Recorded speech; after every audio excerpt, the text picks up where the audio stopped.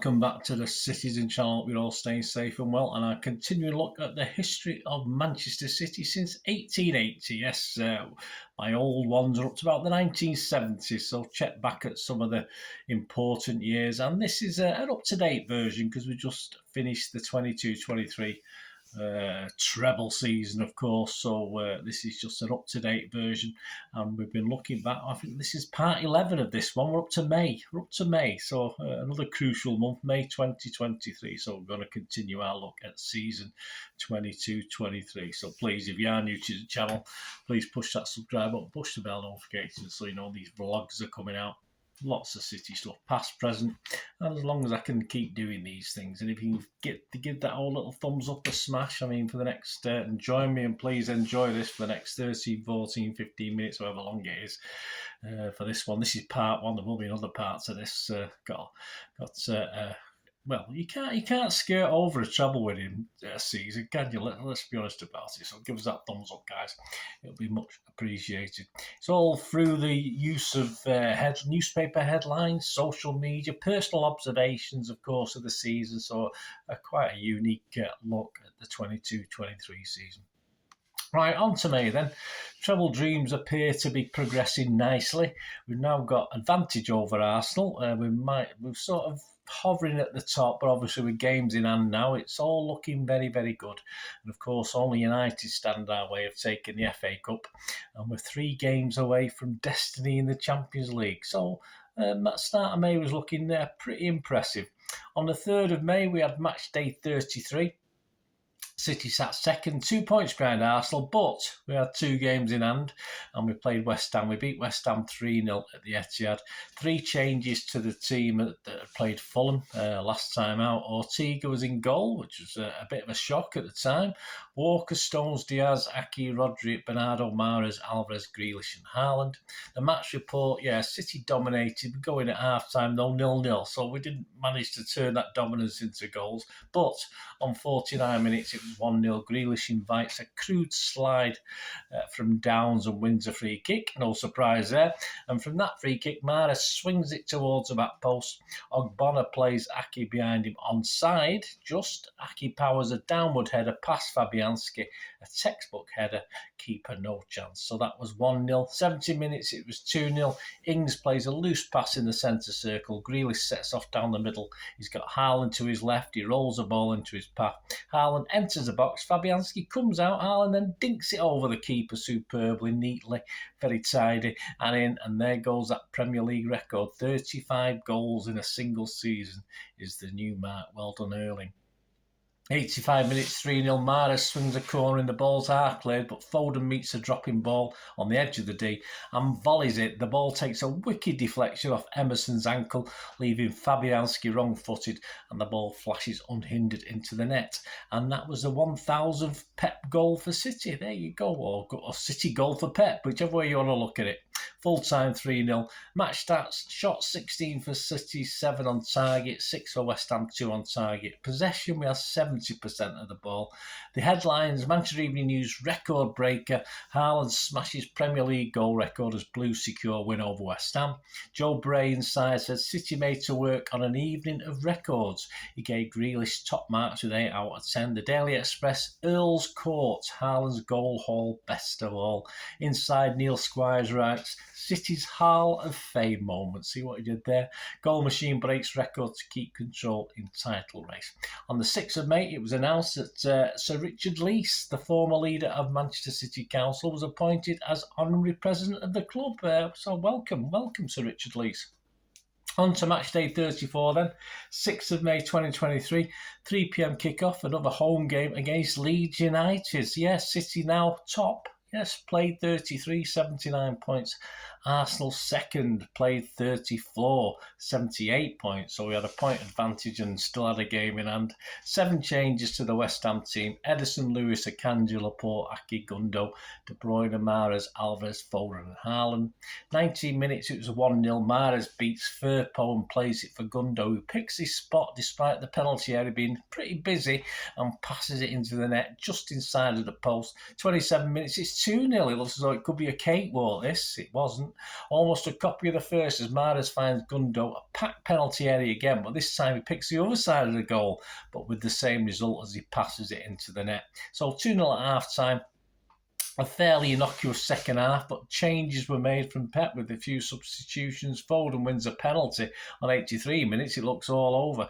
But inexplicably, Haaland gives it to Gundogan, and Gundogan said, I didn't expect it. But who smacks the post and it's cleared. So, shouldn't have really give it Gundo, should you, early? You should have took it yourself, but you wanted to give him a hat-trick, of course.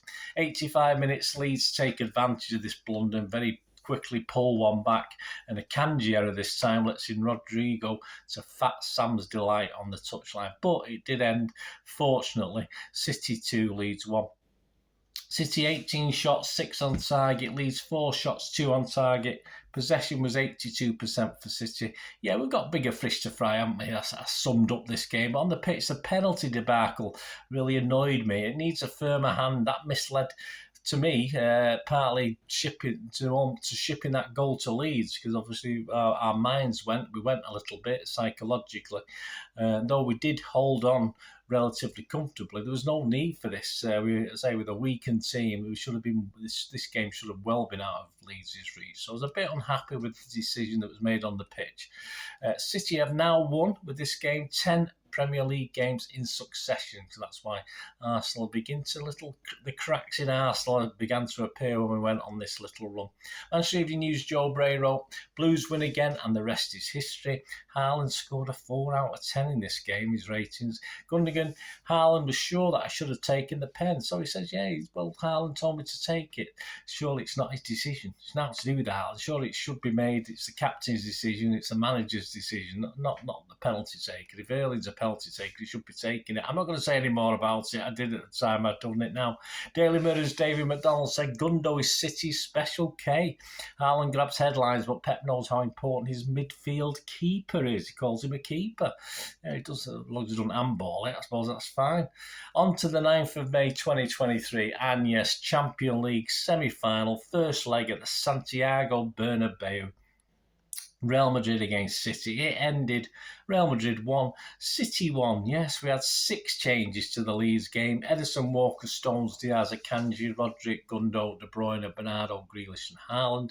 Despite early City dominance, Real came back into it, and on 36 minutes, Vinicius Jr. from distance slams home after Camavinga runs half the pitch after interplay with Modric. We're losing 1-0 at half-time into the second half. Still with our backs a little bit to the wall, we spring to life. 67 minutes, Rodri nicks the ball from Real and Grealish dribbles in from the left. Gundogan tees up De Bruyne on the edge of the D, and De Bruyne sends a power curler into the bottom left. Courtois, absolutely no chance, and it's 1-1, and that's how it stayed.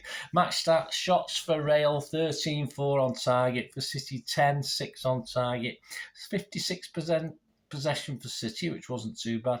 So, my summing up, a good result for us, especially after being a goal down. Overall, we did have more control in the game. When our backs were against the wall, we came up with a vital equaliser. This will all revolve around who Pep can rest now in the next league game against Everton, which still is a massive game and surely every bit as important as that Real game or the second leg of the Real game. Manchester Evening News, Feel the Burn was the headline. KDB stunner puts semi-final on a knife edge. Simon Bukowski, all square but Blues wary of Real threat. Or real threat, see what he's done there. Rodri rated highest in his ratings, 8 out of 10. The Daily Star said, Broy wonder. Inside Jeremy Cross wrote, Kev's real cracker, brilliant Belgium keeps hopes alive. On the 10th of May, yes, under-18 celebrated sealing their Premier League under-18 national title for a third consecutive season. Another 3 in a row. On to match day 35, the game we just mentioned at Goodison Park. Everton against City. 2 p.m. kickoff. It ended Everton 0, City 3. So more comfortable than some of the games we have at Everton. 4 changes to the Bernabeu team. Ederson, Walker, Diaz, Laporte, Akanji, Rodrick, Gundo, Mahrez, Alvarez, Foden and Haaland. 37 minutes, 1-0. Mahrez curls across towards Gundo, who leaps. Somehow he controls it on his right thigh after readjusting himself. Then on the half-turn, back to goal, back flicks with his right foot around the corner and into the corner.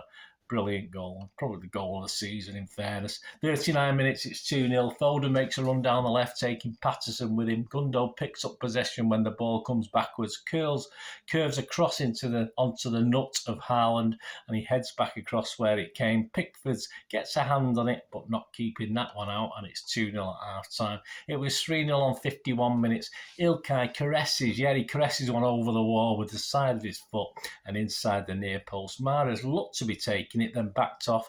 Pickford was nowhere near. Could have done better. I think Mr. Keane thought he should have done anyway, Roy Keane. I think he was fooled by Mahrez, but it was great from Gundo. And surely 3-0 game over. It was. The match starts. Everton 7 shots, 3 on target. City 9 shots, 4 on target. Possession 74% for City. Sum up, City a killer 2 minutes again. Gundo showed his worth and what he may miss if he doesn't re-sign, which looked likely at the time, and he didn't. 3 games, 2 points is all we need as Brighton stuff Arsenal at the Emirates. 1 out of 3 nearly done. The Sun's Dave Kidd said about Arsenal, romance is dead. Heartbroken Gunners see their dreams shatter with woeful defeat. Romance is dead.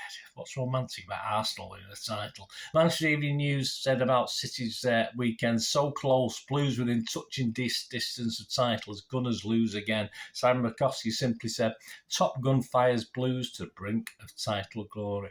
Gundo rated a 9 out of 10 in the Evening News. The Sun's Jordan Davies said, Gun and dusted. Ilkay puts Pep in treble dreamland. Inside Martin Blackburn, silky skills.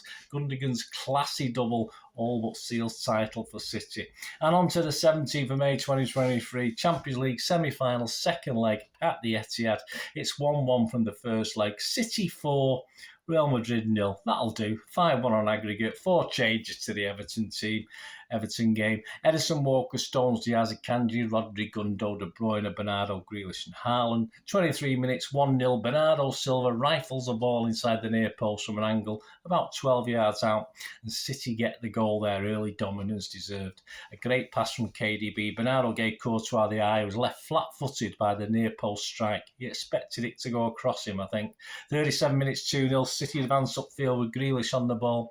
He plays it inside to Gundo, whose shot is blocked by Courtois. The ball breaks to Silva, who calmly heads it into the net from 12 yards out. 2-0 at half-time. Is there any coming back? Probably not. 76 minutes, it's 3-0. KDB's free kick from the left is flicked on by Manuel Akanji.